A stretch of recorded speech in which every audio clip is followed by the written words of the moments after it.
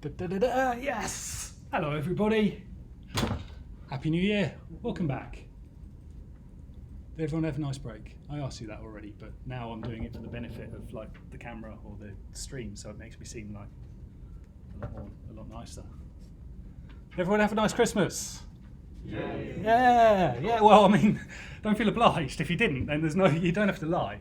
Anyway, yes, welcome back. Welcome back to C++ on Uni, to C++, this wonderful world that we are bringing you into. So this is session 5 of our custom types module. So as Tom was saying, we're changing somewhat the way we do things this year. So we're trying a bit of an experiment, really. So as Tom said, I don't know if anybody of you were here, you remember, we started off and we had like a whole room full of people, like 70 people in the room. And then gradually as we went through, people just dropped off and dropped off and dropped off.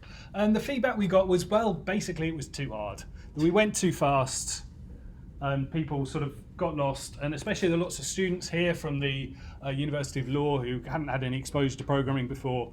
And they were like, lesson 1, all right, yeah, I kind of get that. Lesson 2, oh, it's getting hard now. And by lesson 3, they were like, you know what, I've got essays to write. So what we're going to do is try a sort of split track approach. So 1 week, that's like today, and a fortnight from now, and a fortnight from then, and a fortnight from then. We're going to carry on doing what we've been doing. That is, we're going to talk about this stuff, and we're going to go, I mean, we're not going to go fast, but we're going to go at a steady pace.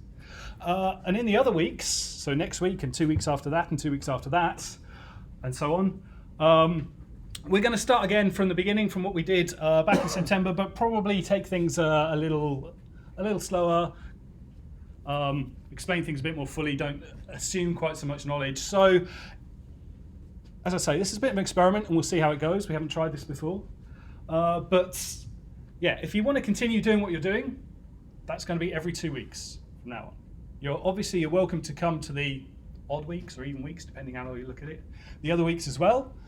If you want to sort of refresh your knowledge. Otherwise, you just have to turn up at 9 o'clock to come to the pub with us. That's the only requirement. All right, so yes, that's the plan, at least for the next few months, just to see how that works. Hopefully it'll all go well, and we're going to have lots and lots of people joining us, and it'll be awesome. All right, yeah. So are you going to be using the same slides? Just spend more time on them? I will be doing new slides. Well, they'll be kind of the same, but with added stuff in. Or every time we go through the course, I change the slides and I do them and redo them. Yeah. Yes. All right. Normal feedback slide, same one I show every single week. Just to say, if you haven't already, join our Slack channel.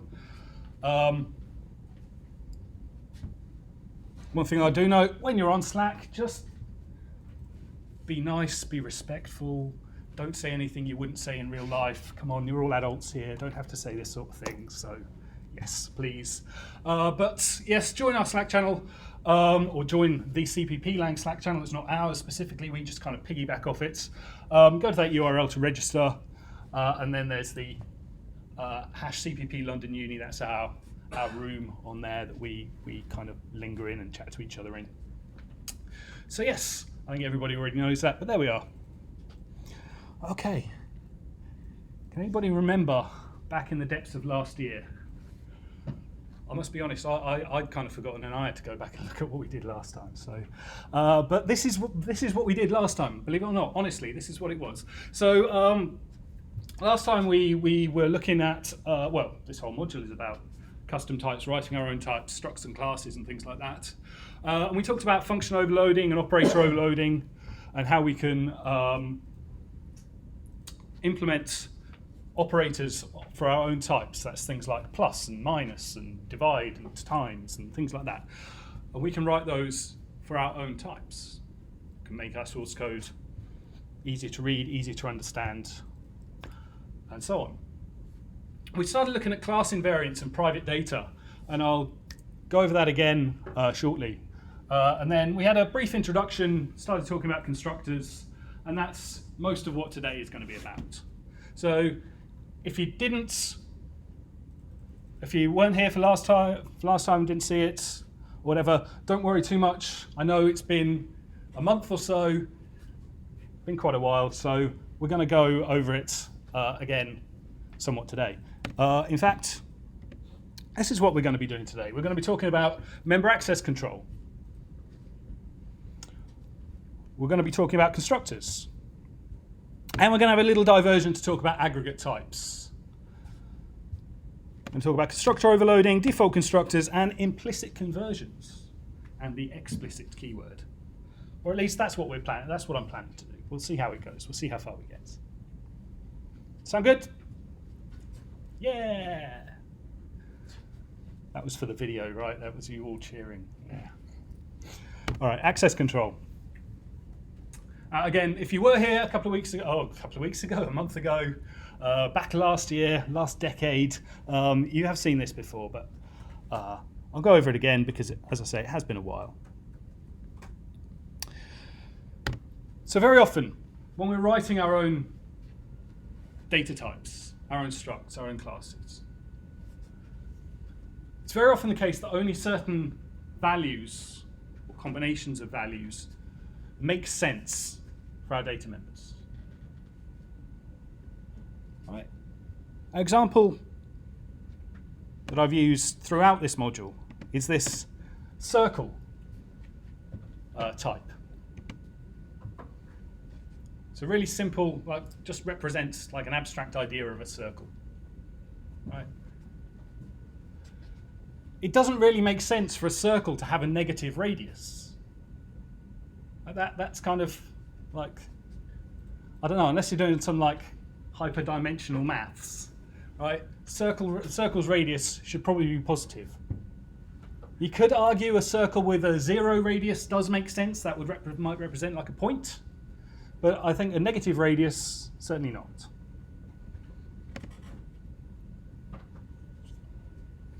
One way of phrasing this, some of the terminology that sometimes gets used, you might hear, is we say that we have an invariant, something that is always true about any instance of this class, any circle object. This fact is always true.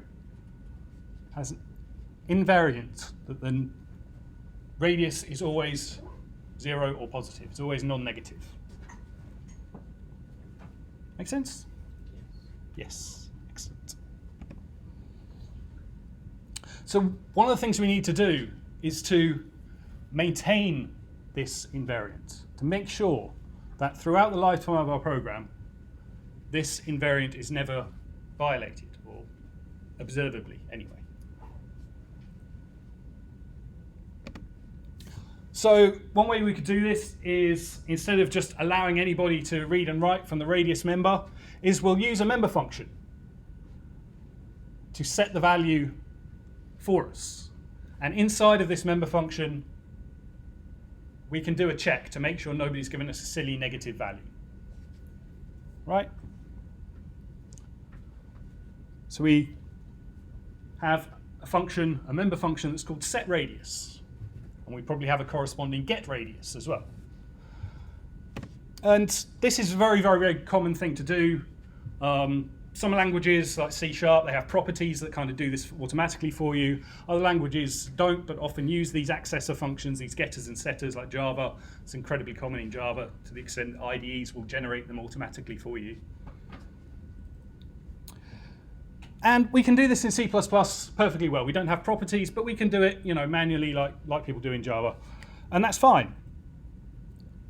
Well, it's sort of fine. The problem is that if we just do this naively, as we've been doing, if we just use what we have seen so far, our users, the users of our circle class, can still just read and write the radius member directly. So I'll show you what I mean. So here's our struct circle and its radius member. And now we're going to have a function to set the radius. So it takes an argument that's a float. It's called new radius. And if the new radius is less than 0, we're going to print out an error message. And otherwise, we're going to update our radius member with the new value that we were given. Okay, so if somebody gives us a value that's less than 0, we'll print an error message and do nothing or nothing else. Otherwise, if the value is greater than or equal to 0, we jump into here, we update the radius. All good. Let's see that in action. So we create an instance of our circle, and we call set radius. Call set radius with value 10. 10 comes down here. We update. That's fine. We call set radius with minus 100. Well, this time minus 100 is less than 0, so it's going to print out the error message. It's not going to change the internal radius value. Everything's good. However, there's nothing to stop people from doing this, from just doing c.radius and accessing this guy directly and setting it to whatever value they like. One way of phrasing this terminology you hear sometimes is that we're lacking encapsulation in this class.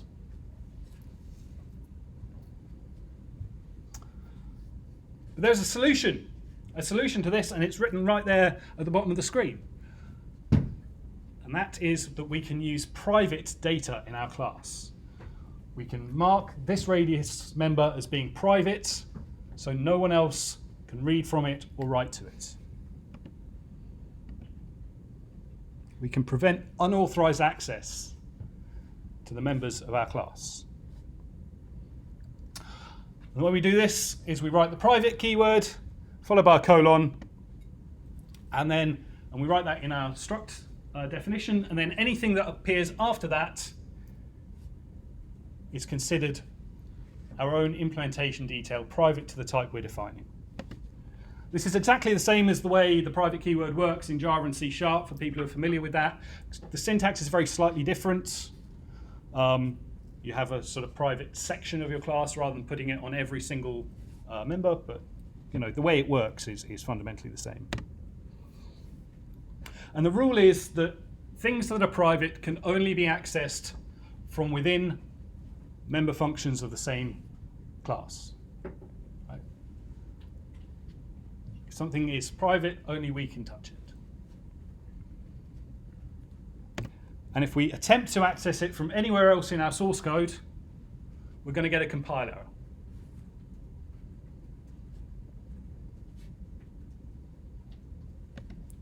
So I'll show you what I mean. Here's our circle again. It's set radius function, which is exactly the same as it was before, nothing new there. We're going to write a corresponding getter function. So this just returns the value of our radius member. This member function is marked const because, of course, it only reads from the function, right? So we can call it on a const instance of a circle. That's fine. But now we've got the new bit. Now we've got this new keyword private, and everything that follows in our struct definition is considered private to our type. Nobody else can look at it.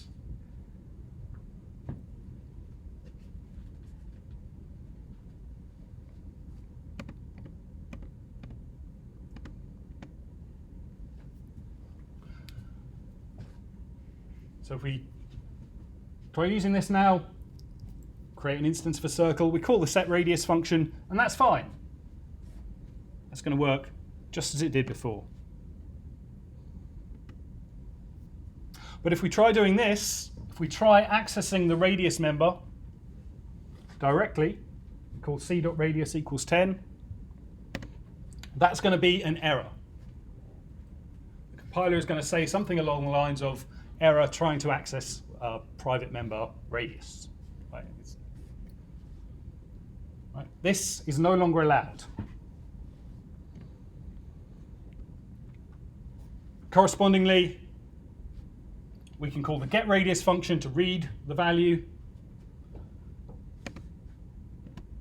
But if we try reading directly by saying, print c.radius, again, that's a compile error.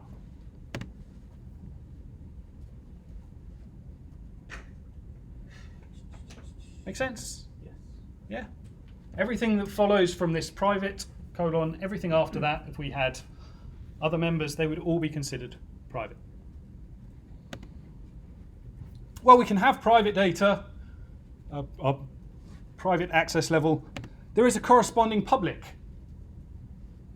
We can put the public keyword in our struct definition as well. Has the opposite effect of private. And public says that, as our getter and setter functions were in that last example, anybody is free to call these functions. You can even have public data if you want, saying everyone is free to access this. There's also a third level in C++ called protected. Again, if you're familiar with Java, C#, various other languages, this is the same in C++. This is to do with access levels during inheritance. It says that protected things are only accessible from derived classes. We're going to talk about that a little bit down the line. We won't go into it anymore in this module, but just be aware there is a third access level as well. We can mix and match different access levels as much as we like within our class definition. We can have public blah, private blah, public blah, private public, as much as we want. That's fine, as far as the language is concerned. Most commonly, however, the way people lay things out when they're writing a struct or a class is they'll put the public things first, then the protected things, if any, and then the private things at the bottom. And the reason for that is when other people are browsing your source code, they're typically interested in what we call the public interface, the things they can actually deal with, right? So they want to start reading from the top, so you just put all the public things at the top, and then the private implementation details you tuck away at the bottom that people don't have to bother with, because they can't touch it anyway. I should have put like an MC Hammer meme, right?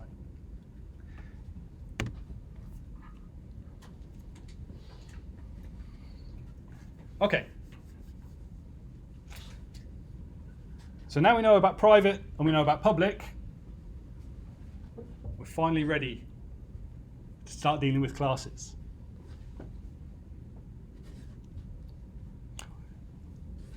When we did this a few times ago, a year ago, 18 months ago, I started talking about structs when we did the equivalent of this module. I started talking about structs. I said, oh yeah, C++ has the class keyword as well. They mean pretty much the same thing. And from then on, nobody was really interested in hearing about structs because they just wanted to know about classes, right? Because classes are the good thing. Classes are the interesting thing.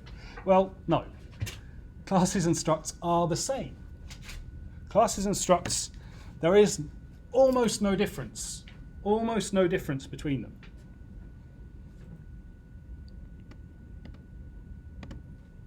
In fact, there are only two differences.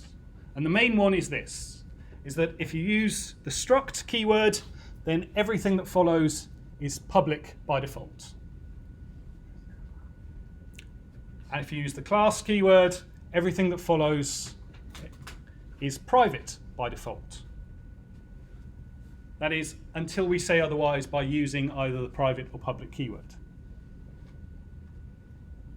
There is one other minor difference that's related to the default inheritance level. Again, we're not going to delve too much into that in this module. But structs and classes are the same except for these defaults that we can override really easily with a single keyword.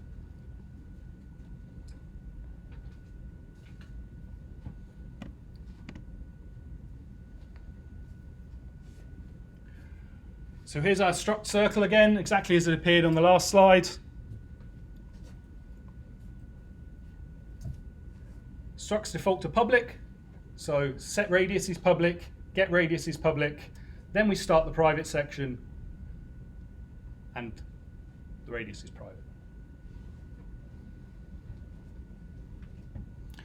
We could also equivalently, completely equivalently, write it like this.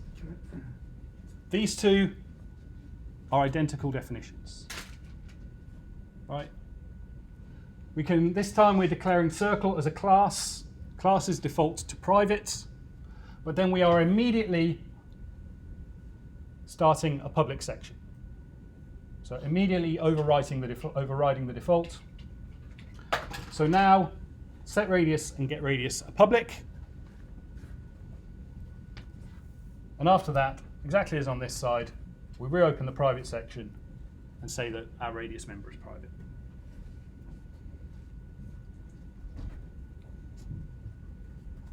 So no difference between these two. Is everyone happy with that? It's one of the classic things on one of the very first things just to kind of sort the get rid of the people who are just pretending they know about C++ in the interview. Like question 1, what's the difference between a struct and a class? Because if people say, oh well, structs are by value and classes are by reference, as they are in some other languages, you immediately know that they're just lying about knowing C++ on their interview, right? So if you memorize this, you'll all pass question 1 on the C++ interview. All right. Everybody happy with public and private data and the difference between structs and classes? Kinda. All right. Put someone on the spot. Yeah, do it. I think Michael should go on the spot. Oh, sorry. Okay. Well, I have literally just said it, so if you can repeat what I said literally 30 seconds ago. Repeat literally what you said. How many differences are there between classes and structs? Well, precisely one. Try again. Precisely one. Go on. Just the default visibility of internal members, be it data members or methods. What do you say? Member functions. Member functions. That's the main difference. There is one other one, but it's kind of minor that you don't have to worry Do I about. understand what visibility means The access level visibility, yeah. in practice? How was that? Good. Yeah. Struct is public by default, class is private by default. Yes. Ooh, that's fun. Fancy. Okay, so let's move on. We can now use private data to prevent access to unauthorized bits of our class, to stop people messing about with our expectations, to stop people breaking our class invariants. But there is a bit of a problem here. And the problem is we can no longer... try again. Thank you.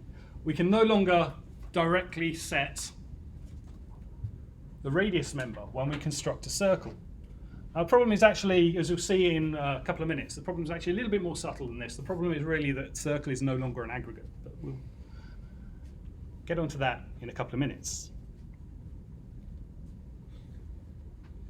Does everyone know what aggregate means? Not yet, but they will do in a couple of minutes. And we also have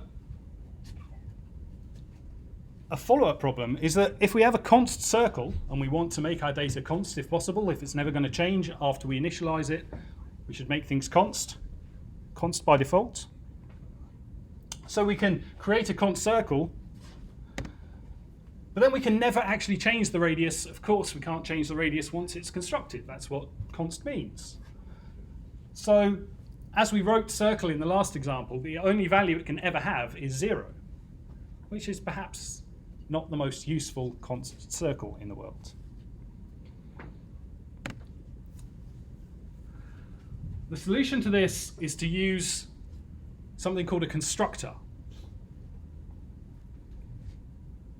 Now, again, these are things that virtually every language that deals with any sort of object-orientated approach to things has this notion of constructors. So Java, C#, Swift, Python, all sorts of languages.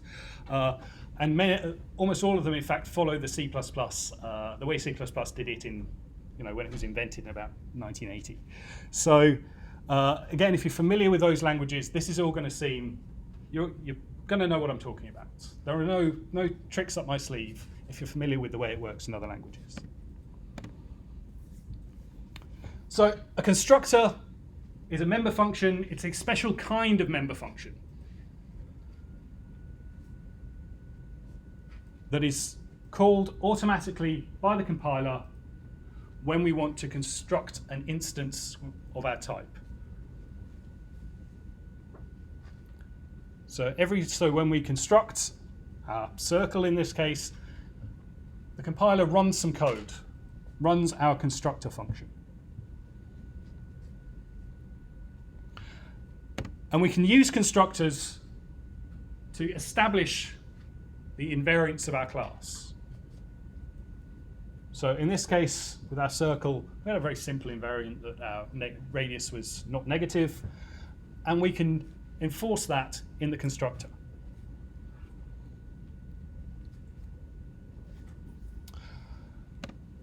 As with many other languages, we write a constructor in C++ is written as a member function. It's written as a member function that has the same name as the enclosing type and has no return type.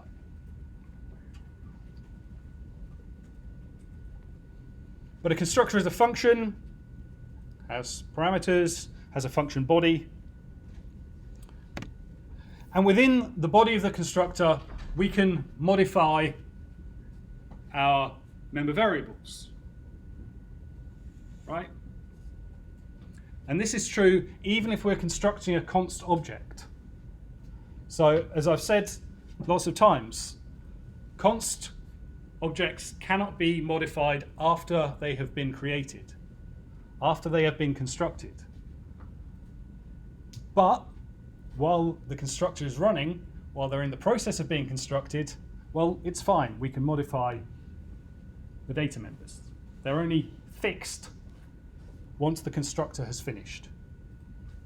Okay?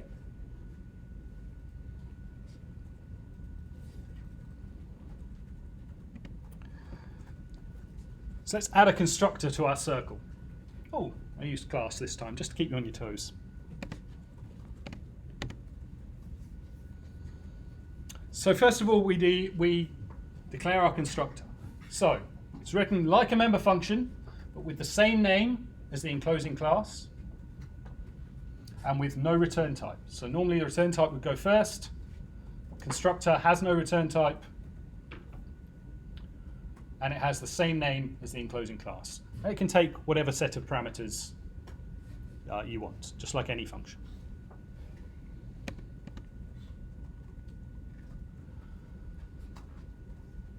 And within a constructor, well, it is just a function, and it can do anything that a function can do. So we can print something out if we want to, that's fine.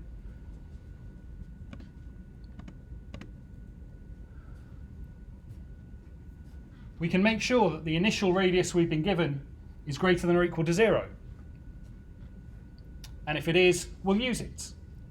If it's not, well, we're just going to, theoretically we could print an error message. Theoretically, we could throw an exception. We could signal an error. In this case, if somebody gives us a bad value, we're just going to ignore it.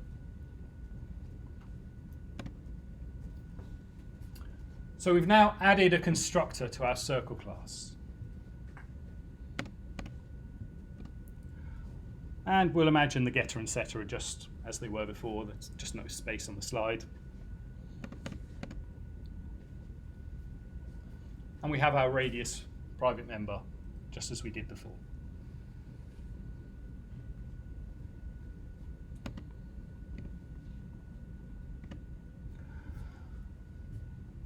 So now, we're going to construct a circle.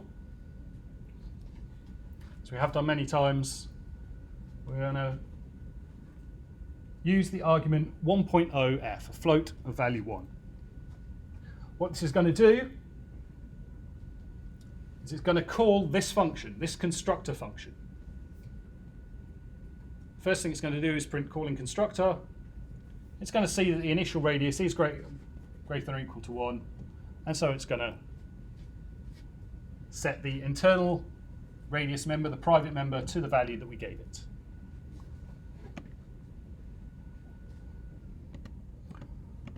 After that, we can get the radius just as we did before, and everything's fine.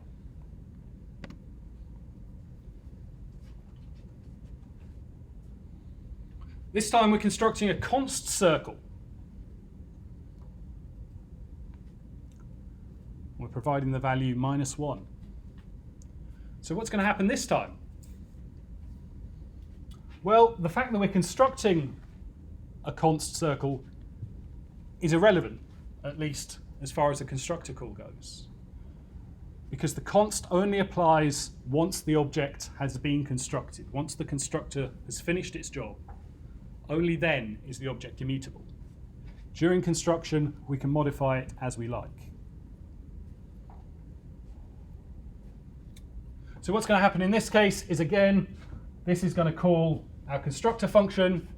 It's going to pass -1 as the initial radius. It's going to print out calling constructor. But the value -1 is going to fail this test, and so we're actually just going to use the default value of 0.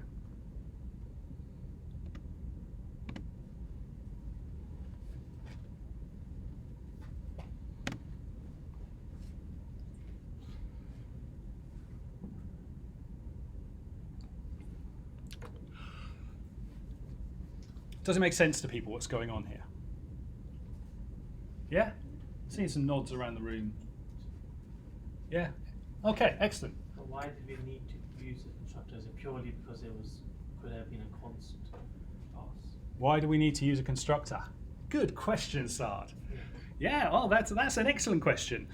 Let's find out why we suddenly have to start using constructor when we introduce this private data member. And for that, we need to just have a little aside for a couple of minutes about something called aggregate types. Now, I said so far, a lot of what I've said today has been the same as other languages like C# and Java and stuff. Aggregate types are kind of special to C++, and they exist mostly as kind of a legacy thing for compatibility with C, or at least that's why they're in the language in addition to constructors and stuff. So a struct, or class, because they're the same thing, right? A struct with no constructors and with only public members, and a couple of other conditions we don't care about. These are the main ones. No constructors and only public members is special. It's called an aggregate. Sometimes people call these things plain old data, or pod classes, pod types. Strictly speaking, if you're like a C++ geek, pods and aggregates are slightly different things, but people use these, interchangeably, right? Plain old data. C-style structs is another name for them, because C doesn't have any notion of private. It doesn't have constructors.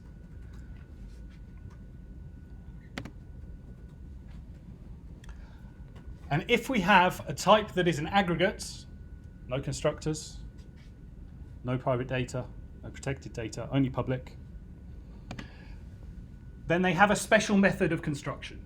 And that method is to directly set the values of the members in order.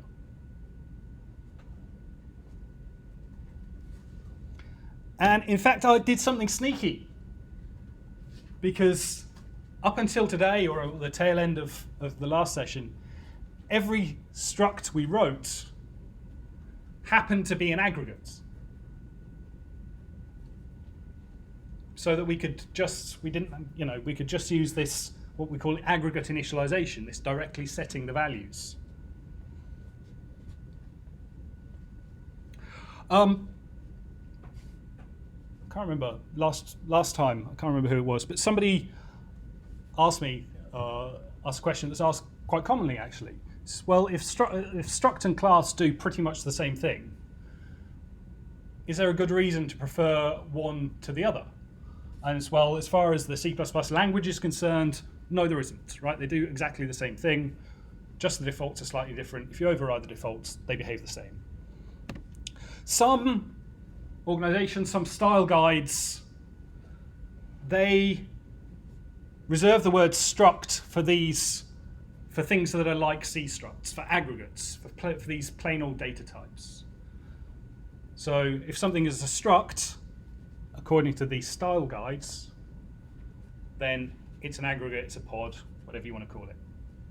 And everything else, if it has private data, if it has constructors, if it has some invariant we're trying to maintain, then it's a class. Yeah. When you say directly setting the values of the members, does that mean user defined, as in you've equated member A equals? I have an example on the next slide that will hopefully make it clearer what I mean by directly setting the values. So again, just to reiterate, no difference as far as the language is concerned, but this is kind of a matter of style, a matter of opinion, but this is fairly common that companies usually have internal style guides for their code.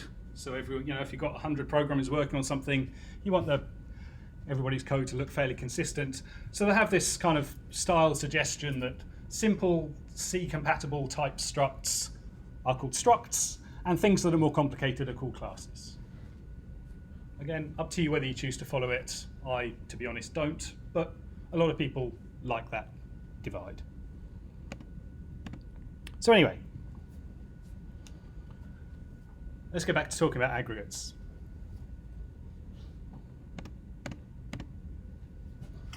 So here we have a struct of the sort we've seen several times so far in this module.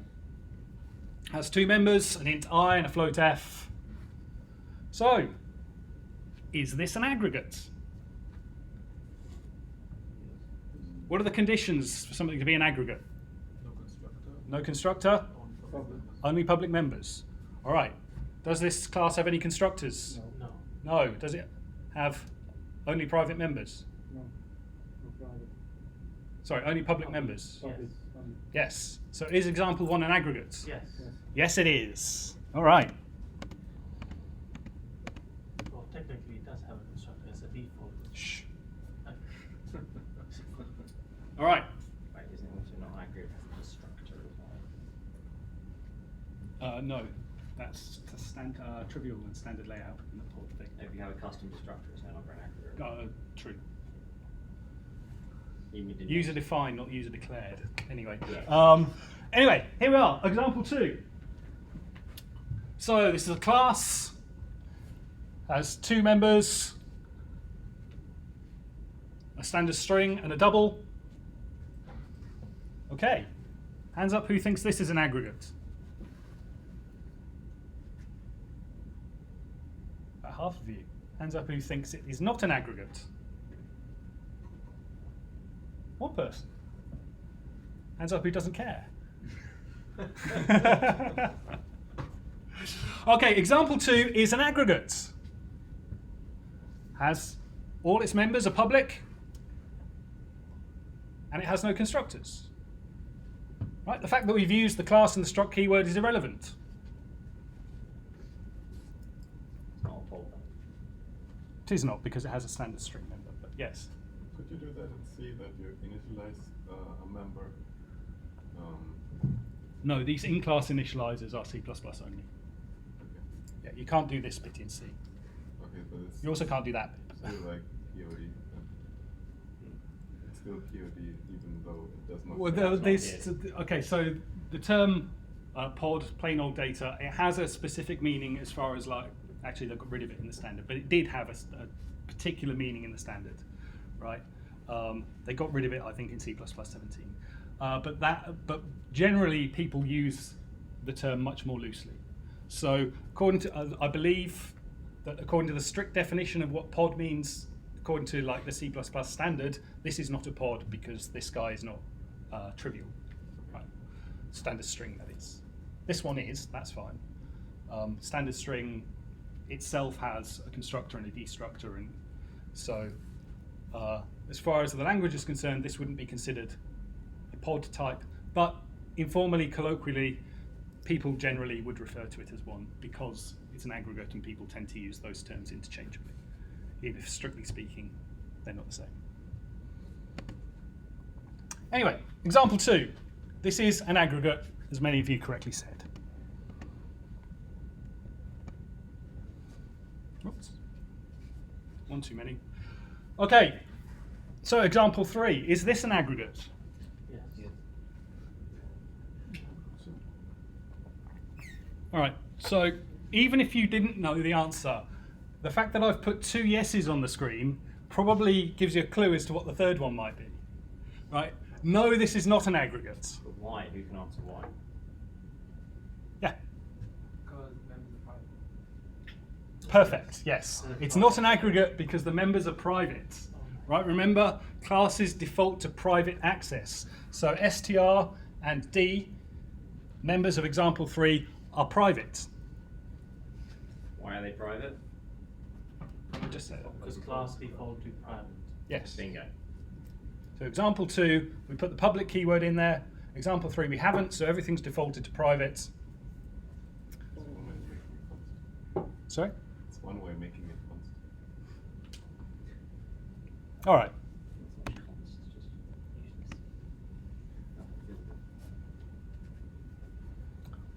So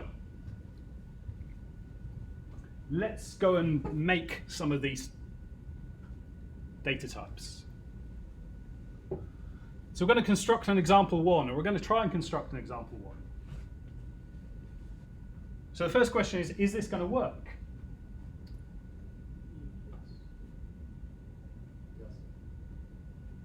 Yes, this is going to work. Right, and what it's going to do is, because this is an aggregate, we're going to set our members in order from this thing. This is called an initializer list in the curly braces. We're going to set the members in order that they appear in here. Right? So this is going to work. It's going to set I to 1 and F to 2.0.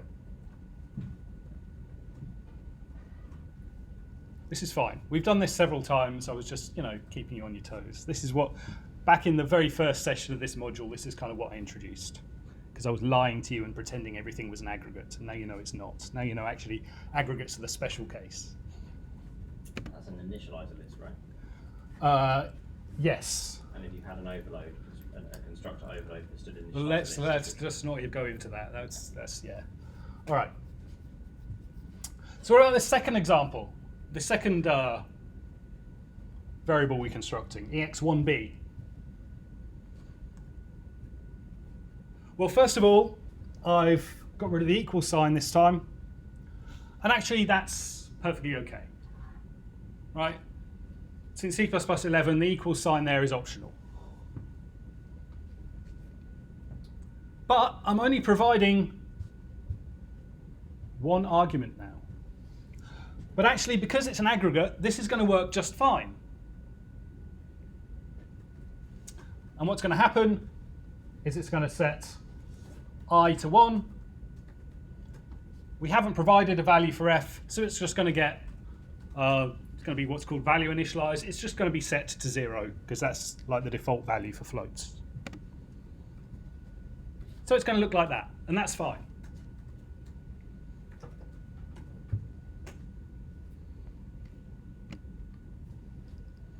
And finally, what about this? Providing no values. Is this going to work? Yes, theoretically. Yes, theoretically. Because again, it can be value initialized, can't it? Yeah, this is going to work just fine. We haven't provided any values for these two members, so they're just going to be, again, what's called value initialized. They're just going to be set to their respective 0 values. So that's going to be an int 0, and this one's going to be a float 0. 0.0. 0.0, yeah. It's going to work just fine. So aggregates are nice. Aggregates are, kind of friendly to work with. Is this what you mean by directly setting? Yes, this is what I mean by directly setting the members. User defined or Yeah. code defined? What do you mean code defined? Well, it's being typed hard coded into the program. Yes. Okay.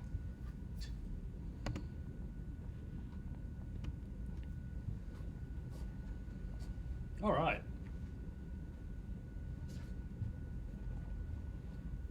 ex2a, is this going to work? Because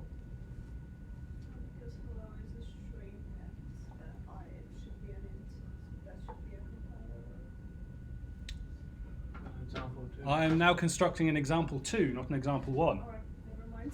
Yes, it shall be fine. Yes, it shall be fine, says Sard, and Sard is correct. This is perfectly okay because example 2 is an aggregate, so we can use this aggregate initialization. Say straight is hello, and D gets set to 2.17, typo, 2.171, not 172. Don't worry, there's no rounding or whatever. It's just a typo, sorry.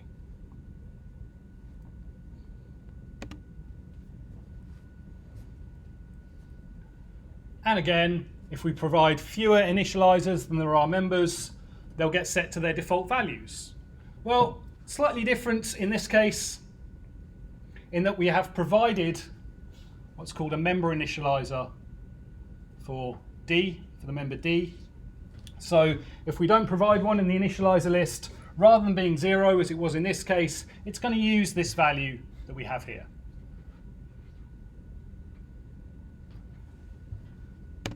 So in this case, the two members of, what is that, EX2B, the STR member is going to be hello, because that's what we said we wanted.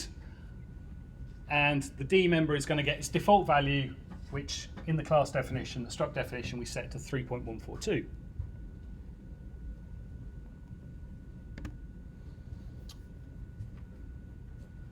Finally, what if I do this? Don't think it will. But yeah, it will. Right, this will not work. Okay, this will not work because when we have an aggregate and we use this special aggregate initialization type thing, we initialize the members in order that they're written in the struct definition. So this is going to this is trying to construct a string from a double 2.172. And we're going to get some sort of compile error saying, I don't know how to convert a double into a string. What are you doing? This isn't right. How about but additionally the variables inside are private. In example 2? Oh, sorry, no, sorry, also. Yeah, okay, right. Yeah.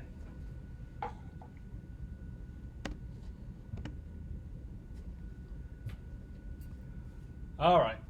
And just lastly, if I construct an example 3 with the same values as I did in EX2A there, is this going to work? What's going to happen? They are private, so you won't have rights to assign the values. They will all happen. It will give you an error. It won't compile. Okay, so probably didn't come out on the microphone, but the answer was correct. This last line here, this isn't going to work. And the reason it's not going to work is because example 3 is not an aggregate. We can't directly access the str and the D members, so we can't use this aggregate initialization, this simple initialization. So this is not going to work. We're going to get a compile error. Well, it's true that it's not an aggregate, but maybe the best way to express it is they are private. You aren't allowed to touch private members. Therefore, it won't compile because they are private. Yeah. But it is true that it's not an aggregate as well.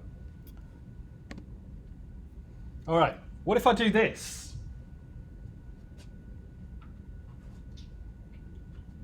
EX3B with no arguments. It will work. Hands up for it's going to work. Hey. Everybody says it's going to work. Why is it going to work? Because you leave your hand. You're touching it because you're not touching it. Yeah. So the default values? This would work even if I didn't have that member initializer yeah. in there. The reason that this works is actually, yeah. No, finish. Question. Sorry. The reason that this works is actually because of something I haven't told you yet. I just wanted to see who knew this already. And it seems a lot of you do, so that's awesome. It means I can finish early. Yes? Yes, but as you're not like well initializing the string, it would be in an undefined state.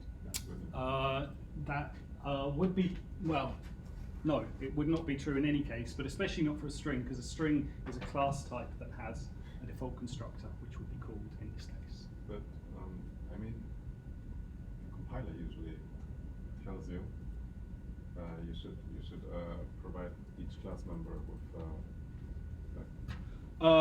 That's a style thing. Not a Yeah. value. If we had not given this a member initializer and we omitted these curly braces, then D might be or would be in an uninitialized state. Double though, not the string. The double, not the string. The string is okay because that's a non-aggregate class type. This is not simple, and I'm trying to make it as boiled down as I can. There are subtleties to it. But basically, if you always write the braces, the empty braces, you'd never have to worry about uninitialized stuff. because I had the case once, but it was not with a string class. It was, I think, with a class that I defined myself. Yeah. So it was a member of a different class, and my tests kept failing until I added like a value initialization inside the class. Yes. Yeah. So this can happen. This does happen with fundamental types, ints and floats and bools and chars and things like that. That in some circumstances, let's say here, if we omitted those empty curly braces, these things, it would be like if we just said int I and we didn't provide an initial value, what we'd get was just whatever junk happened to be on the stack. It would be a meaningless value, and we wouldn't be able to do anything with that until we had assigned a real value to it. Defined behavior. Yeah. And it's the same with this. If we didn't put these curly braces on there, then I and F would be in this uncertain state. Right. But if we put the curly braces in, they get value initialized, everything's happy, everything's fine, we like it, it's all good. So, yeah. Don't use uninitialized variables. It's simple as that. And you never have to worry. Yeah, so you were saying Yeah. it will work, but okay with what the dots? Because it's perhaps not obvious why this is okay. In fact, I think based on what I've told you so far, it should not necessarily be obvious why this is okay. Why this is okay? Why is it okay? Well, you'll find that out very shortly. But anyway, that was an aside about aggregates. Aggregates are something that's kind of unique to C++. They have their origins in C for C compatibility, because in C everything is an aggregate, because that's all it has. It doesn't have constructors, doesn't have private data. And it's so that basically you can take C source code and you can compile it as C++ and everything will still work, and you don't have to worry about going and adding constructors to things and everything like that. So aggregates are kind of a special case. Aggregates, most real life classes that people write in C++ are not aggregates. But if you have one, something very simple, and when they turn up, they usually look like this example one, right? Nobody would ever deliberately write an aggregate like this second case. They almost always look like this. And in that case, we can use this simplified form of initialization of just setting the members directly in the order that they appear in the struct definition. Okay. So that was just a bit of an aside to kind of explain to you how everything that I've shown until today, how it has worked. We have secretly been using aggregates for everything, but now we know a bit more. Now we know about private data, now we know about constructors. So we know that actually we happen to be using a special case until now. That was an aside. Let's get back to the main track. Let's merge back on to where we wanted to be. Let's talk about constructor overloading.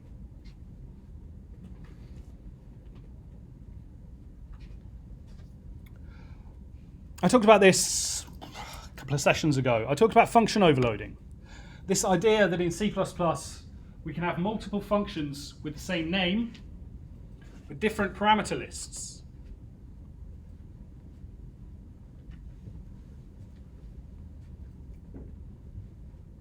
And this is called function overloading.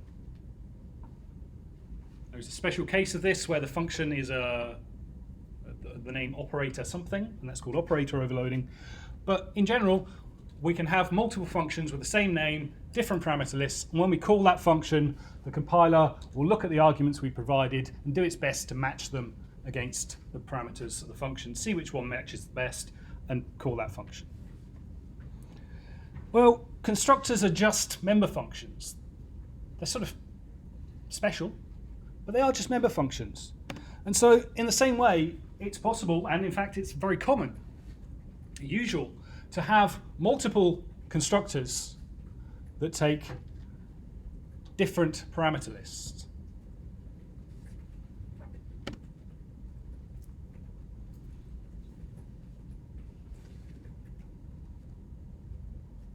So just as we can overload named functions, just as we can overload member functions that have multiple member functions with the same name, different parameter lists, we can have multiple constructors. Well, we don't get to choose the name of a constructor, but we can have different constructors with different parameter lists. And by exactly the same mechanism that the compiler tries to choose the best overload, the one that best matches the arguments that we provide, it uses exactly the same process if we have multiple constructors to find the constructor that best matches the arguments that we give it.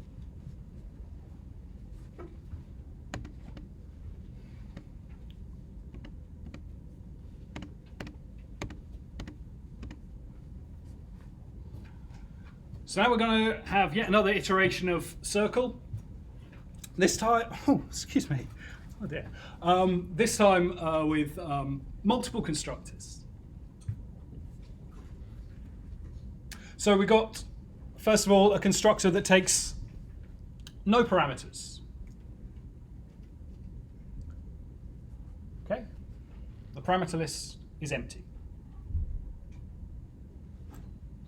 And what this function does, it prints out calling circle with empty brackets and sets the radius to 0. Now we have a second constructor overload, this time taking a float. And we're going to do the same as we did last time, check and make sure that the float we were given is greater than or equal to 0.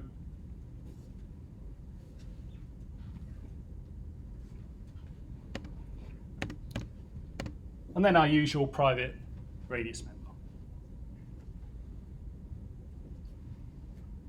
Okay, so this class, this circle implementation has two constructors, two overloaded constructors. Same name, different parameter lists.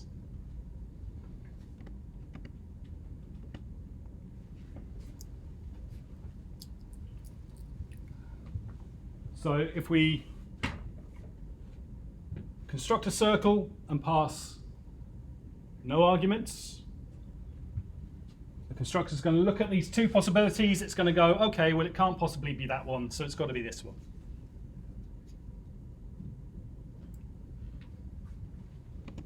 So it's going to print calling circle with the empty brackets.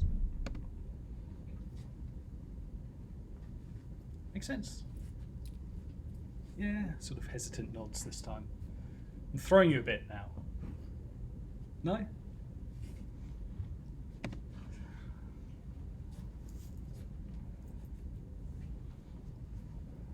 Same thing again.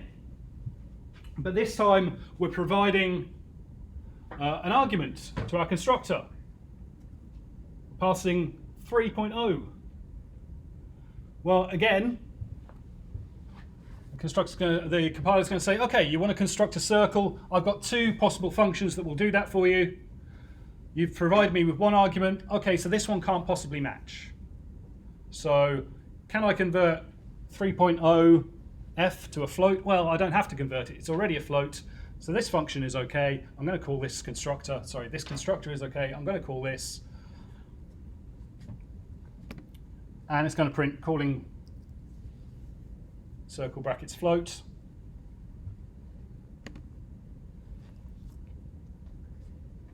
And that's fine.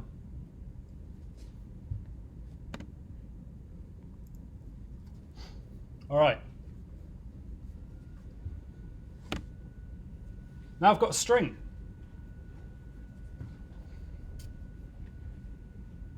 And I call circle and pass as an argument a string.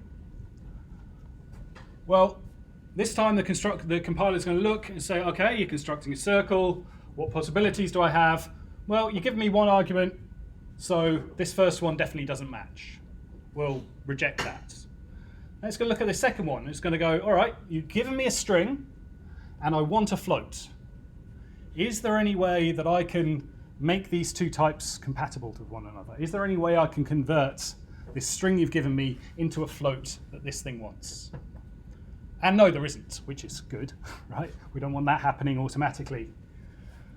So it's going to reject this second one as well. And what we're left with is a situation where there are no what's called viable constructors. And that's a compile error. And in fact, what will probably happen is when you try this, it will say, I couldn't find a matching constructor, and it will actually list the ones that it tried, and it will tell you why it rejected each one. So it will say, okay, I considered this one, but I rejected it because the number of arguments didn't match. Okay, I tried this one, but I rejected it because I couldn't convert from a string to a float. Right? It's actually pretty useful.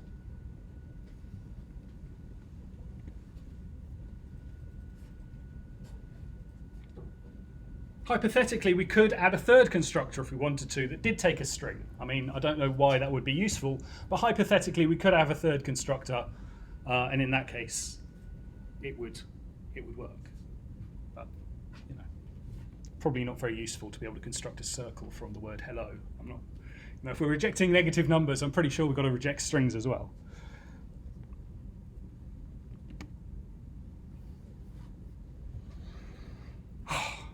It's been a lot of waffling, isn't it? Let's get you guys to do something. It's exercise time.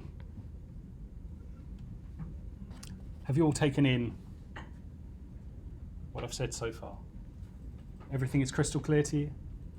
If there are any questions, ask them now, because you're going to have to do this stuff in approximately after Saad has asked his question. Yeah. Yes? I think you did, or maybe I missed it. Why do we need a constructor? Why do we need a constructor? As in, you have got aggregates, and fine, you don't need Yep. it there because you've got direct initialization and whatnot. But then why are you currently using it? Because I thought we were using public and in the examples we've seen so far, we're using public and private members or member functions, setters and getters to Yep. set private member types. Okay. So why do you need a constructor? Why do we need a constructor? Okay, so we've got our circle. Yes. We want to have a circle with radius 1. Right. Okay? And we want that guy to be const. Okay. Const things cannot be changed after they're initialized. Yes. And it can't be an aggregate because our radius is private. So how do we set, during construction, what the value should be? Well, there is no way of doing it other than using a function that does that for you. Okay. Thank you. Sorry, you If you set the instance to const, does that mean all the variables contained in it become const? Yes. Okay, yes. So you wouldn't technically be able to use getters and setters? Not setters, but you can use getters Oh, because yeah. that readers. But your set function would be an error if you try to use it. And you could only use the getters if you actually declare them const as well. Absolutely. So that your getter, it's not on this slide, but on the previous slides, the one I had getter on, the function was marked with the const keyword at the end, which says this is a read-only function. It cannot modify the instance in any way. Michael. Apart from what it actually does, the constructor, it's meant to convey the meaning on how it's supposed to be used. So after the construction, an object should be in usable state. It means the constructor should assist in getting the object there. Yes. So this is what I was saying about constructors as a means, as a sort of more philosophical rather than practical thing, but constructors as a means of establishing our class invariants, preparing the class for use, right? Getting everything ready. If we have to go away and allocate some memory or something like that, that would be a job that we would do in the constructor, for example. Right. It's a matter of best practice. The language itself doesn't force you to do anything stupid or sensible in a constructor. Ideally, after the constructor is run, your class should be ready to go, usable, or good, for whatever particular overload they happen to choose to use. Obviously, the language itself doesn't actually make you, but aim to do that yourself. It's good practice. All right. Let's have some fun. We'll see how far we get with this. Everyone here seems really kind of switched on with this, so hopefully you'll have no trouble whatsoever. But I've given you 4 different things to do. By the way, the workshops are now live. I put them on the website. So if you could please RSVP, because I have to. I will do it tomorrow morning, but practically speaking, I should be sending them today. But obviously because of the late thingy, so if you could RSVP as soon as possible, so tomorrow morning I can send them. Otherwise, we'll be in clash with the policy. If you want to attend the workshop on Thursday, RSVP now, basically. Okay, as always, if you have any questions, any problems, We're here. yeah, let one of us know. Yes. I need the What's the week for license key for. Oh, Tom, Oh, you it's in the need to see like. Did you send an email? I didn't get the email. What's the They are, I saw number there for are this 2 class emails. like? Maybe I got them in. I know it's custom types, but Yeah, week 5. You should answer it. Week 5 of this module. Okay. Tom, can you check this? I RSVP if it's around. Yeah, I saw it. Yeah. It's okay? Yeah. It's admin@c++loguni.com. Yeah.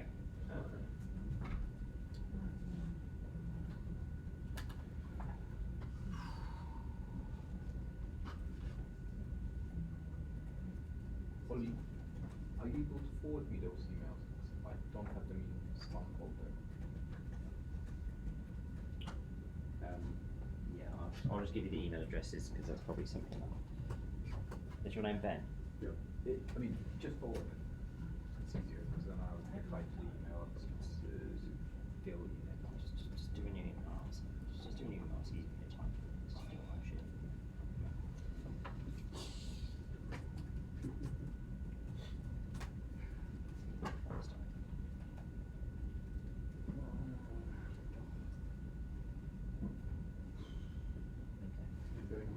Anybody else? Yeah, there's one more. Just do that. Starting off? Yeah, let's do it.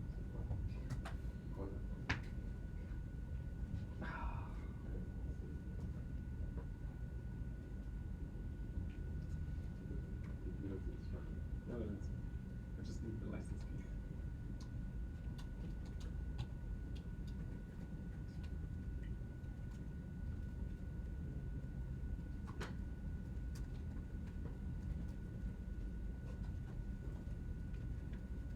I know I was ideally demonstration. But beginning testers. What do you want? Oh, okay. I mean, I would use. I've done it. It's use it like a and I think they use similar for. You can find. No, I said a bunch of kittens before I could come. Right in front of Sorry, I was just distracted by the fact you made me punch in the face. Yes. But we should say the other way. Did you actually get it?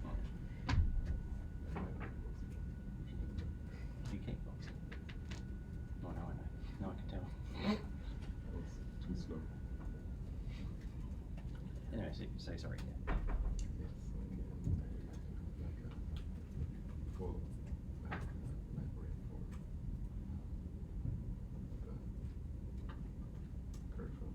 peripheral features, but for a microcontroller type of. I mean, the problem you're going to run into is that the register addresses and shit tend to be very port specific. So your abstract, but if you make it compile time, like template to programming.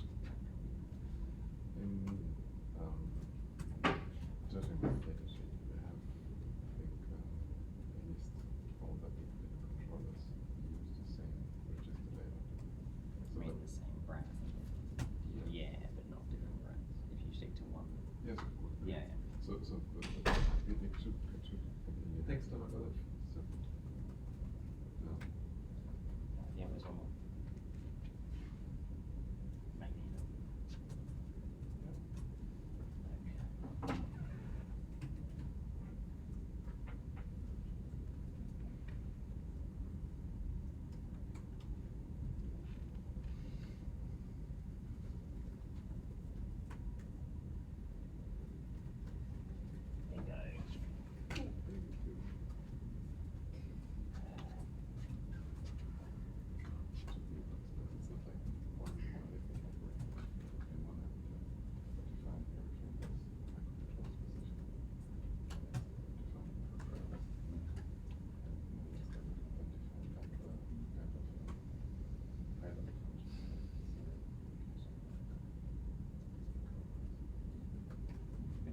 Okay.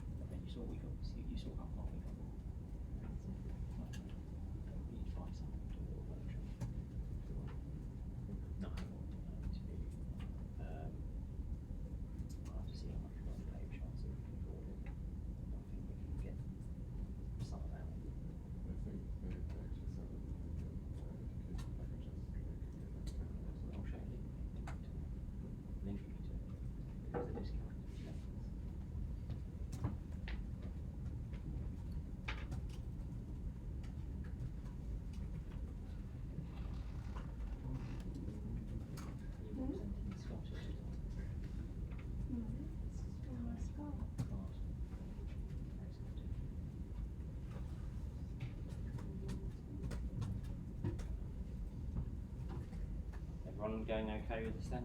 Is it clear what I'm asking you to do?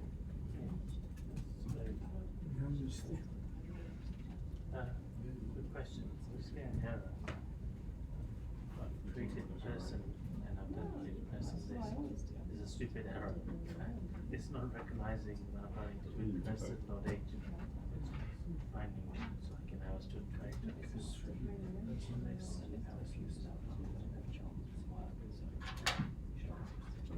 Oh, you probably just drag and drop. So it was no, but wasn't. Well, I don't understand. So basically, it's in the wrong direction. Just drag it out to the person. That's like. Very briefly, if you don't mind, I'll come back then. Okay, So, I've done this one, now let me here. Delete them and start. Let's see, you didn't name the struct, so that's not going to compile. Well, sorry, we'll compile, it's not really useful. So if you read the first bullet point, it says write an aggregate type called person. Right? Yeah. So where does it say? Okay, so what I'm going to do is down here. But I just So in here, shrub. I just did the good old.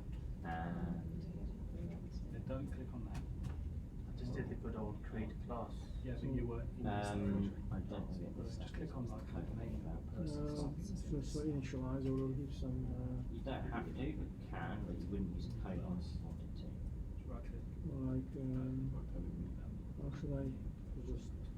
Well, you've got three choices. You can either do it. And now you've it's got four actually in the choices. header You of can either do it with parentheses, curly braces, and equals So you sign. want person list this time. Like this. Oh yes, sorry. Oh, Okay. but there's no. Personal age. But there's. Oh yeah, fine. Okay, I get it. Actually, Okay, so now for the person list. Well, upgrade the Sorry? function. So Good on knowing folders and C. first Well, this is- type, you need to include them. most things I give you can be No, done I have here, I very need to put simply, something just like further. No, no, you need to hash include. Oh, You need to type hash include. it's basically tell you to use files and stuff. No, So I wanted like to you- use. I wanted to use. oh, I wanted to use proper techniques, proper good.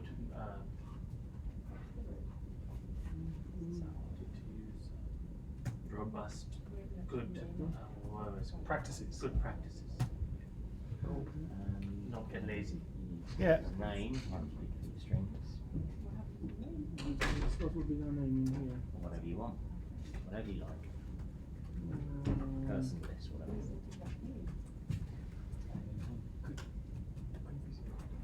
Saturday. Yeah. And then No, you just need actually, to maybe add not. a getter function to retrieve it. how to do it? That's the problem. How to? Did you not see it inside? Yeah, but I need to download it first. No, I mean, did you not see it when he was presenting it? Oh, that sounds nice. I'm terrible at bowling, by the way. So, like, I need like the I kids. can tell you about it if I'm going to learn anything. You want the razor as well? Tristan, Yeah. One of those things you just roll it down. Is there, could you bring up the syntax for a getter because he didn't see it? Okay, I'm going to take this away for a minute. Second, please. When did you send it? Add a constructor to your 5 minutes ago. What's your single I don't realize that's J-U-R-I-J. All good? J-U-R. Yes. J-U-R-I-J. Good. If you type it in.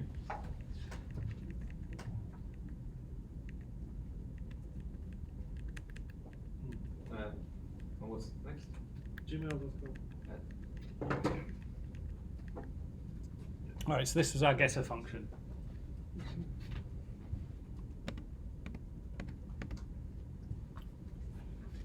So radius is private, but we're returning. So there's a second one should be, I guess. Sorry? I guess the second should be the getter function. Is that a? So one of the things I asked you to do in the exercise was to write a getter I function. think maybe Microsoft blocked them somehow. But that's what one looks like. I see.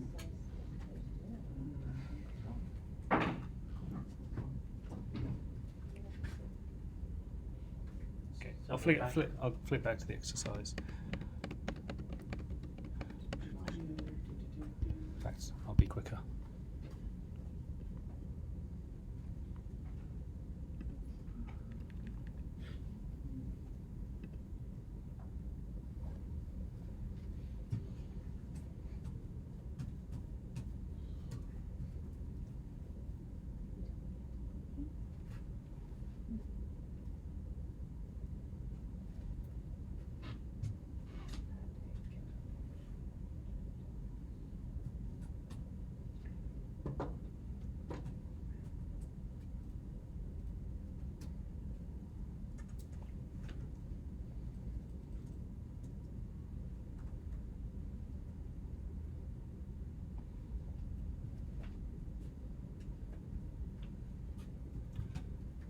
Okay, how many people have done the first bullet point? Most people. The second? I'm Nearly. working with nearly. I'm not sure if I'm okay, just I need some help with it. Okay, what about for those people who put their hand up, what about the third? Who's done the third? Yeah? No problem, huh? What's that? This is the first one. Yeah, so the first one's absolutely fine, second one, that's good. I'm gonna look and I get Okay, so what's the type that you want to return? obviously it looks to me string or Why is it a string? or what would be a vector? Yeah, the vector of person is the type to return.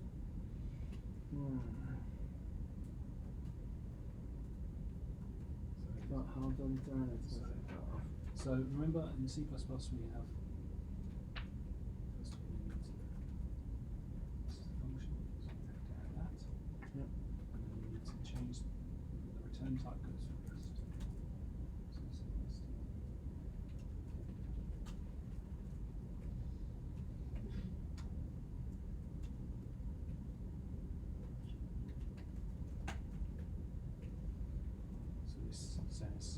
Okay, we've got a function called getPers. Yes. That returns a standard vector of person.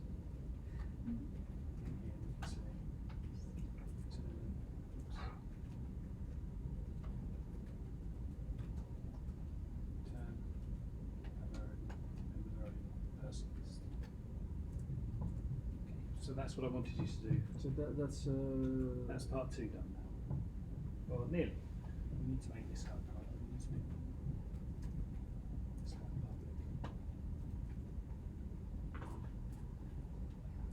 So now it's all good. Yes, one thing I didn't put in the second bullet, but I should have, is that obviously really I wanted you to make the member variable private and the getter function public. Should have spelled that out. Sorry.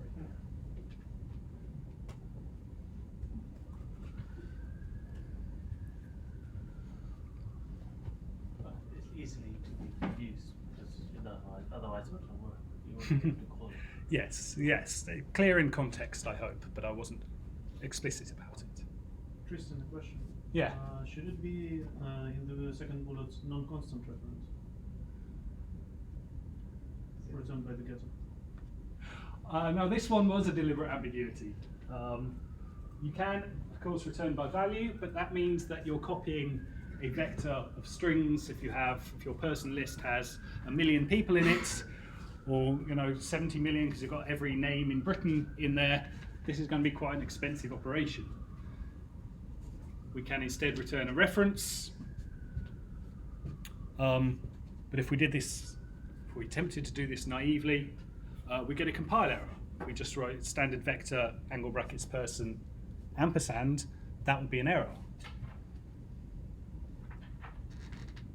So what we need to do is return a const reference to this vector, to our member vector. And that says... And why will it be an error? Because you'd be trying to bind a const reference to a mutable reference. That wouldn't work. Potentially. Because your getter function should be declared const, right? But should it? Like it doesn't say anything. Implied from the context of, yes, the member function, the getter should be const. I haven't really told you anything about, I just said it should be a getter function, and having previously talked about getters, and I mentioned it a couple of times, that getters, I mean, they're read-only, so they should be marked const. Okay. Well, why wouldn't you make it const? Cool. As just like only from the point of the scope of the exercise. I mean, Yes, I would, but, I'm being like- imprecise because otherwise it gets to very small text. Too And people easy. get very scared when they read it and it's very small text. Yeah. I just like went this road because otherwise it gives you like an opportunity to explore what if you leak encapsulation. That's that's interesting. Would be an interesting.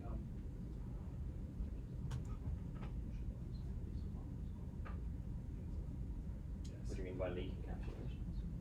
If you forget to mark your getter const and end up returning the reference. If that doesn't leak encapsulation, that just means it becomes useless. You have a const instance of type. You can't use it anymore. So it's not leaking anything, it just becomes unusable.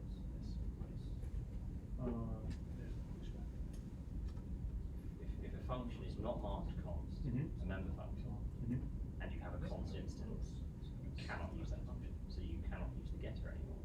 Even though you have a const instance, what we're doing is reading. You haven't marked it const, so it doesn't leak anything, you just can't use it.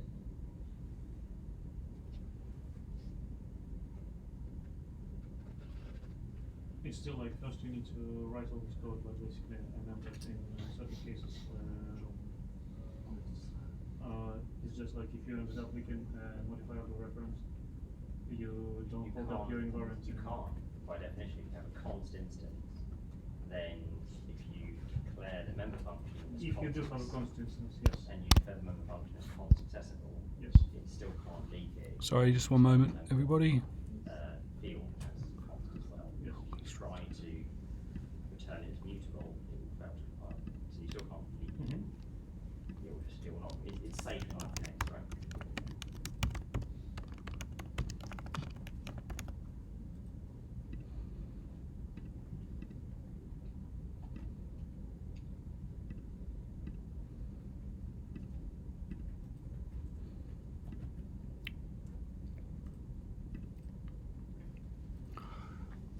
so I'll give you a couple more minutes, and then we'll go on to talk about default constructors, and that will take us to 9 o'clock. Who's done it so far? Oh, Who's not done it? who needs more time? Okay, So, so I'll give you 3 more minutes. Who's got half of it done? here, Who's got one of them done? if I just guess it's okay, but I just want to gauge where people are. So what should I do? Okay, so I had a constructor tool taking a single not argument done, of standard vector person. Yeah, and use this to set the class member. No, but I need so, to do something with yeah, alright, with so this A. remember that constructor has the same name as the class. So P-E-R-S-O-N. Yes. Okay, and it will tell you actually, constructor cannot have a return type. So And here then no return. Yes, that's okay.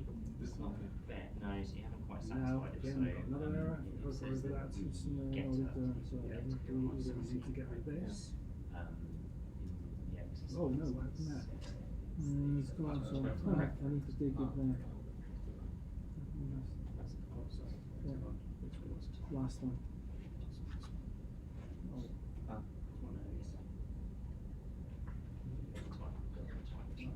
You meant type of reference at the end. The type, not name. So you got a function name, get this, right? Right. Returns a type, the type before it's at the end. It's just being slow. Class Working, calls but, accessible, so it's not compiled, so. so as I get this, yeah, I'm back. So it's, instead of return person list, what we need to do is set our person list variable equals. What this will do will copy the argument we were given into our person list. I mean, you could use the The person list is somewhere there. So in here, everything you rely on that this thing here gets the default initializer method, so this initializes to. Yes, a vector is a class, so default. Right. Construct itself. Because I use push vector now. And yes. So ideally, I should actually do something else. Right? I should do my list is equal to No, a list with a allowed percent not. Tristan, did you teach the initialization list in a constructor? No, You did. So next week. So the next is this is. That's why I ambiguously said use this. It's a big thing. Yeah, no, I just want to check if his way of doing it. So this is the first. This is the third one. Is okay. No. Yeah, no, that's perfectly fine now. The fourth one is add a second concept of Lovely. personalist. You'll Change get a single argument. it needs to be const accessible. I don't know. Don't really understand. Single argument of type person. Okay. So first of all, how do we write a constructor? Well, We just copy and modify. so it has the same name as the class. Yeah. And in this case, it's a single parameter of type person. That's good. P. Mm-hmm. Body of this constructor. Pick up person list. Just thinking again. So what's the difference between the first one and second one? So there First are one two is- functions that differ in their return types. Sorry, in their argument types, parameter types. So this one is a function constructible, takes one argument of type vector, and this one takes one argument of type person. Because they take different argument types, Make a vector. Make a vector. then If you mark this as const.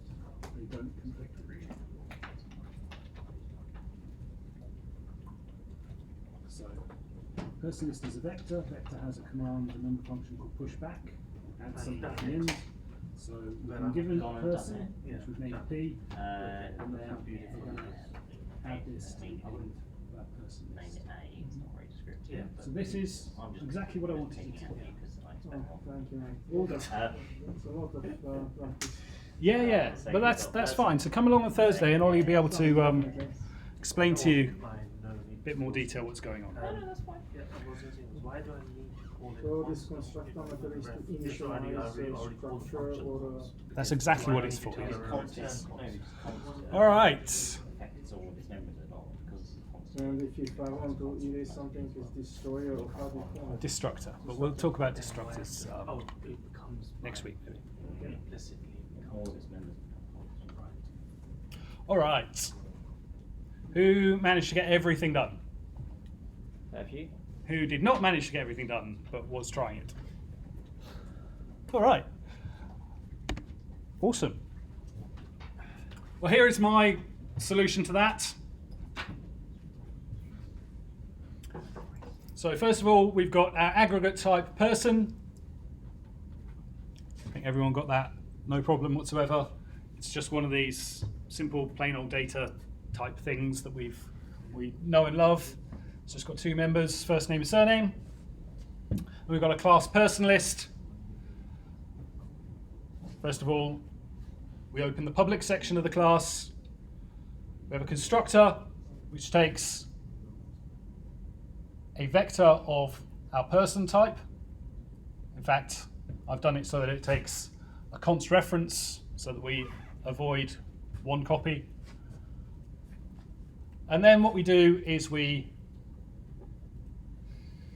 got our people member down here, and we copy the vec argument that we were given into our people member function.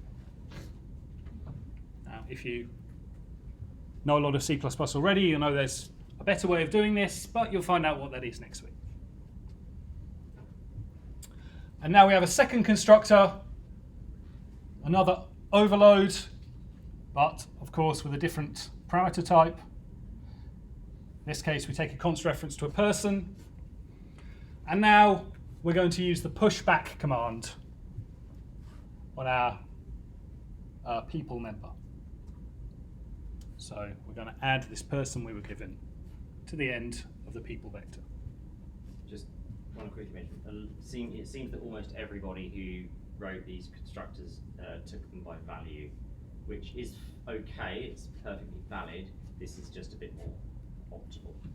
It's Kind of. correct. I mean, you could still move it, but Yeah. that's a bit further into the future. And then finally, I asked you to write a getter as well. Getter function should be const. That's what this const on the end means. It means I'm allowed, this is a read-only function. I'm allowed to call this member function when I have an immutable value. And so in get list, we could just return by value. That means that people would receive a copy of our users would receive a copy of our people vector, but the people vector might be very large, might be, millions of entries. If you think about, I don't know, like a banking system with lots of bank accounts or whatever. So instead, what we'll do is we'll return a reference to our internal vector. But if we just returned a plain reference without the const on the front, well, first of all, it wouldn't work. But if it did, then it would allow people to change. It would break this encapsulation again. It would allow people to change our internal member. So that would be bad. So instead, what we do is return a read-only reference to our data member, and that way nobody can mess with our innards. Just to point out, if for the getList function, if you didn't write it exactly like that, unfortunately, it did get it wrong, and that's fine. Just ask us to explain it if you did get it wrong, so that you can understand why you got it wrong. Don't be afraid. Yeah. Can we write the member variable at the very beginning, like it? Of course, yeah. Then it's like private by default. My class way it's written this way. You can absolutely put that at the top there. That would work just fine. Yeah. Isn't that is this better practice or the? So I briefly touched on this, but the usual, and it's convention. It's doesn't have to be this way, but it's kind of convention that the way people write their classes is they put the public stuff first, then if there's any protected stuff, they do that, and then the private stuff is at the bottom. And as I said, the reason for that is when other people are browsing the source code, 90% of the time, they only care about the public interface of the class, the functions they're actually allowed to call. right? So we put the public stuff at the top, so they're reading from top to bottom. They get to see the interesting stuff they're interested in first. And the private stuff, the things they're not allowed to touch, that's like details they don't have to care about. So we tuck that away at the bottom. So we always explicitly say public and private, and we do not take advantage of the default of either class or structs.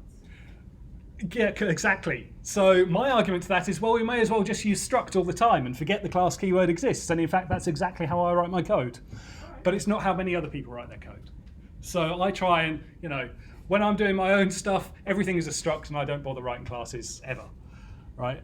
Or don't bother using the class keyword, I should say. But a lot of other people are going to take issue with this, like Ollie is about to, and say, well, okay, the language says the same thing, but kind of morally, we consider them slightly different. So, like morally, most C++ programmers, most organizations, if they have style guides, will tend to follow this kind of pattern where, okay, person is very simple, it's just an aggregate, so that's a struct, you should use struct there. But this is more complicated, it's got constructors, it's got private data, it's got an accessor, so we're going to call this one a class. So just to massively disagree with what Tristan does, again, it is opinion mostly, but I think it makes sense to a degree. Use struct when you are creating a type that is purely data. It will have no constructor, it will have no destructor, no functions. Ideally, Aggregates. it's just pretty much an aggregate, precisely. It's just a bunch of data. And then you use class when it's going to do some stuff, when it's going to have functions. Stuff, eh? By the way, an aggregate can have member functions. It can't have constructors, but it can have other member functions. It's still an aggregate, and that's fine, just to make that clear. And to be fair, if it's going to have member functions and it's all public, but they're just like invariant helpers, idempotent helpers, that's probably okay too. But the idea is that a struct is something that just doesn't really do anything, right? Plain old data. Like essentially just contains data. Yeah. And then if you see a struct, it's only containing data. If I see a class, that's actually going to That's something a bit more complicated, Yeah, and as I say, that's many C++ programmers, most organizations, they follow that pattern. Me, I'm just like, why do I have to, if I write class and then I have to put this redundant keyword at the top, why don't I just write struct? That's just me, and I realize I'm in the minority here. So don't follow what I do, follow what most people do, which is what's on the screen right now. Right, we have 12 minutes and 5 seconds left. Let's talk about default constructors. So, a default constructor is a fancy name for something that's very simple, which is a constructor that takes no parameters. That's all it is. Default constructors are special. In fact, they're one of the special member functions in C++. And they're special because if we don't write any constructors ourselves, the compiler will generate a default constructor for us. If possible, yes. Okay? So, this is not quite the same as the aggregate thing I was saying, because an aggregate is when it has no constructors that we've written ourselves, and everything is public. But actually, even if we have private stuff, if we write no constructors, the compiler will give us a default constructor, if it can. So what does this compiler-generated constructor do? Well, it does pretty much what you think it would do, which is to use the default member initializers. That's the float f equals 3.142. It will use those to set the values of each of the member variables. And if we haven't used these in-class initializers, these default values, then those types will in turn be default constructed. Default initialized, strictly speaking.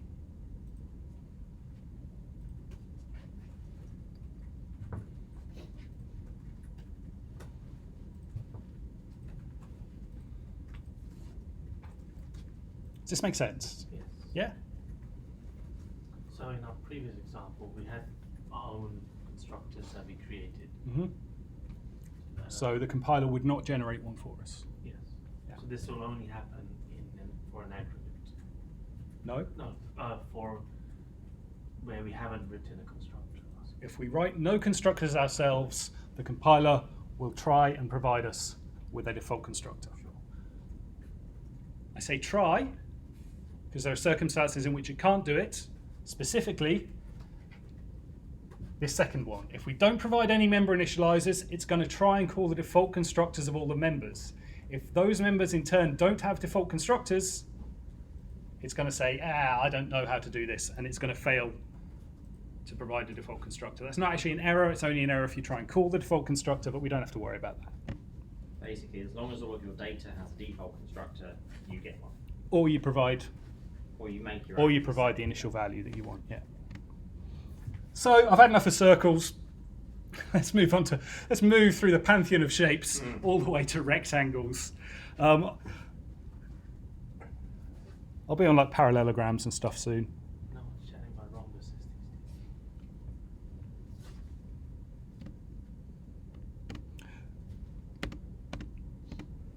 So here's a rather strange lopsided definition of a rectangle. But anyway, it's got two private members, width and height. And then I've written a couple of getters and pretend it's got setters as well. That wouldn't fit on the slide.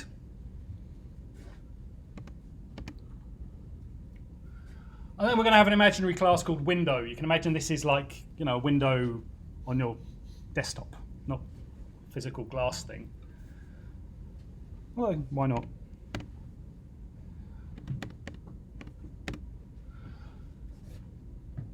So a window would probably have a lot more settings than this, but we say the window has a name, a title, the thing that appears in the title bar, and it has dimensions. It has a width and a height, probably in pixels, although they're floating point, so we're using magic subpixel rendering, but never mind.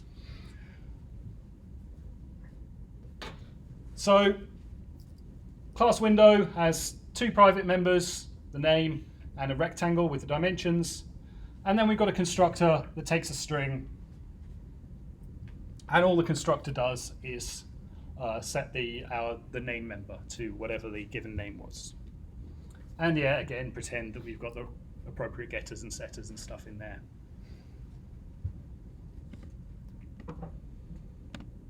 And let's construct a few of these and see what happens.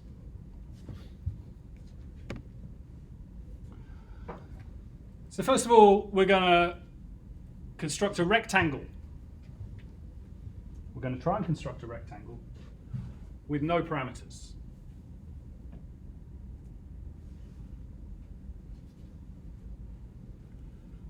So is this going to work? Basically, we've got two options. Either it's going to work or it's going to give a compile error. Hands up for work. Hands up for not work. Hands up for I don't know. Two of you don't know. That's fine. Okay. So, if we write no constructors ourselves, then we get a default constructor. That is a constructor taking no arguments. Our struct rectangle has no constructors.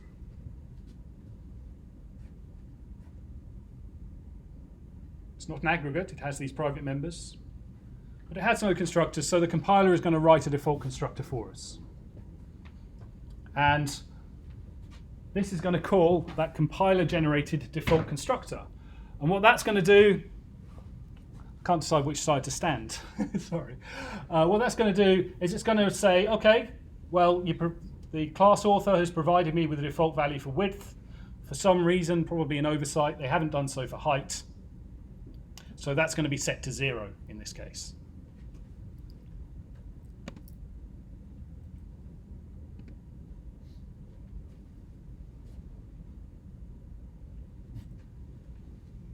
Okay, so we provided no constructors ourselves, we get a default constructor. Compiler provided, uses the default initializer if it can. If it doesn't, sets it to usually sets it to 0.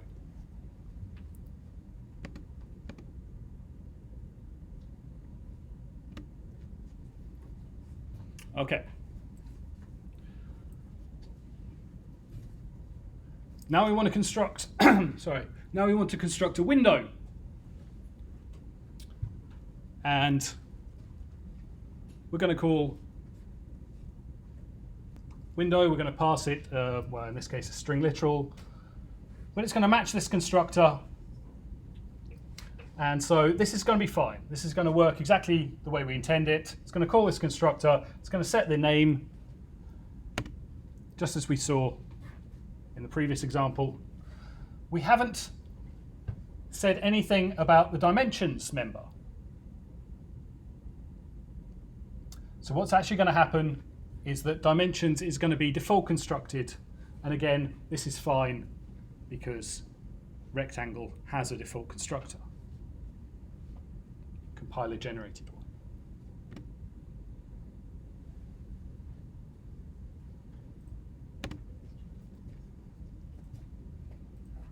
What if I do this?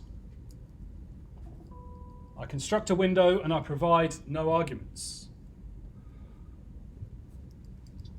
Well, again, as always, the compiler is going to look and it's going to, first of all, it's going to say, am I an aggregate? Well, no, I'm not.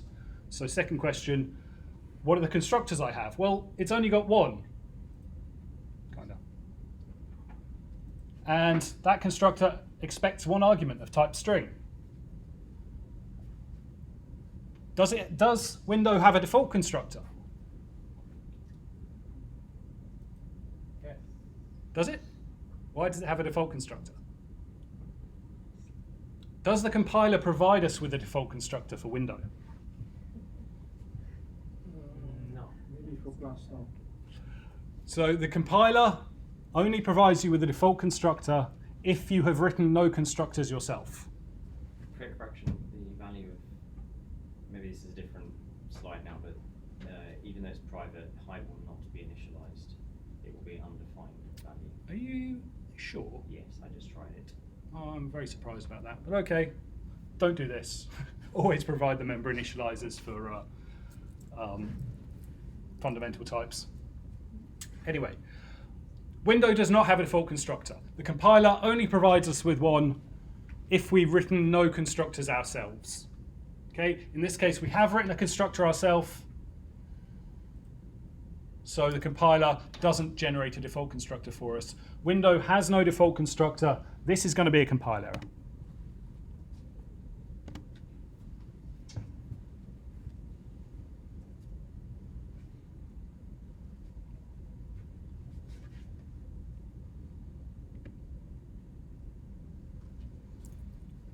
Last slide for today.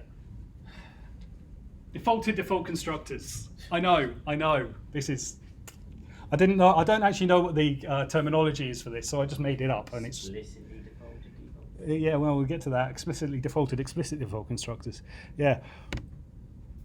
So I mentioned this, but the default constructor is one of the what we call the special member functions. There are actually 6 of these in C++ now. There used to only be 4, but now there are 6. And what makes them special is that the compiler can generate them for us. Okay, that's why it's special.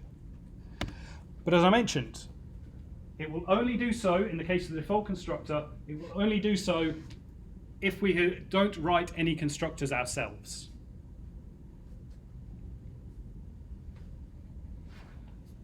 So what happens if we have written our own constructors, but we would like the compiler to also generate a default constructor for us, save us some work, right? Because it knows how to generate default constructors. It just chooses not to if we've written any constructors ourselves. But sometimes we might like to request that it does so. And there's a little bit of syntax. The way you can do this is by using this weird equals default syntax in place of where you would normally put the constructor body. You'll see, there's an example on the last slide. On the next slide, I actually lied when I said this was the last one. So this is a way of, if we normally wouldn't get a default generated default constructor. This is a way of saying, please write one for me.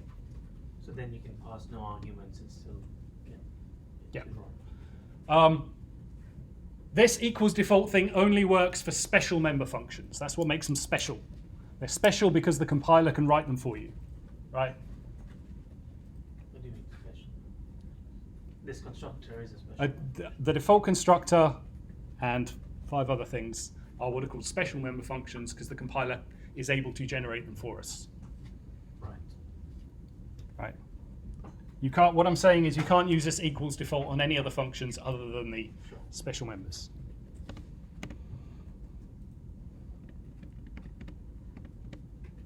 So this time our rectangle is just as it was before. But now I've added this new line. The rest of window is as it was before as well. I've added this line window, no parameters. So this is the declaration of a default constructor, but then instead of writing the constructor body myself, I've just said equals default, saying compiler, take care of this for me.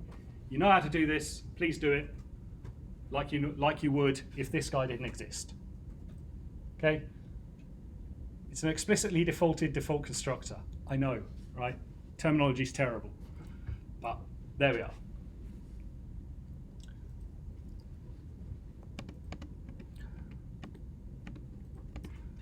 So now we haven't changed rectangle, so that's as it was. If we supply an argument, the constructor is now going to go, okay, well, I've got 2 constructors to choose from, but obviously this one takes no parameters. You supplied me a parameter, so I can't choose that one. But this one works, so we're going to call this constructor taking a string.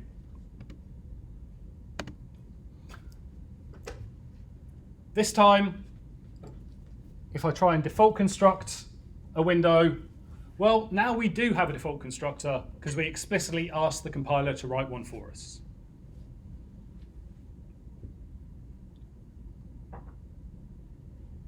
So now, this is going to work just fine.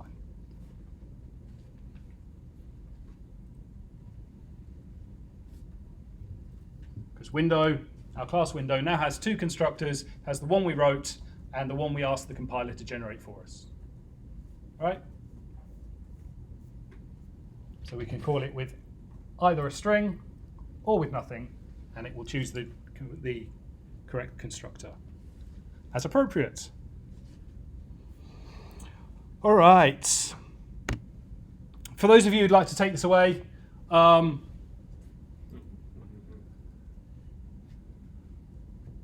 this follows on from what you were just doing in the last exercise. Shouldn't take you too long, I hope. If you're coming along on Thursday, you can have a go at it there. I'm not saying that.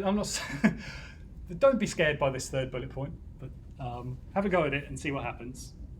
And I'll leave you with that and wrap up and say thank you all for coming. Oh yeah, next week, of course. I said next week because I'm in the habit of saying that. It won't be next week. We will continue with this a fortnight from today, which is the 28th? 2 weeks from now. 28th. That's 14. 2 weeks. Yeah, Fortnite that is wasn't the very problem. The problem was remembering the date. Nice not to use that. Yes. Oh, well, this is Bi-weekly is Wednesday and fortnight is unambiguous. Is it? Yeah, Yes. precisely. It's Oh, okay. bi-weekly that's Yeah, so on the All right. 28th. So On the there's 28th, we will pick this up and resume talking about constructors and stuff and more interesting things. Thank you all for coming. We're all off to the pub as usual. Every single one of you is very welcome to join us, and please do. And that's it. And mention what we're doing next week, obviously, in case anyone's interested.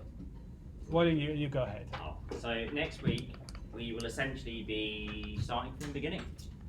So if you feel like a catch-up is appropriate for you, or if you have any friends who want to get into C++, come along next week. It's the fresh. Don't say that. Yes, Getting good it's good. programming, not C++. It's good. You try to be I was confused by the if you have any friends bit, but anyway, that's just me. All right. Anyway, it's the fresh. Thank you, everybody. And thank you, Good night.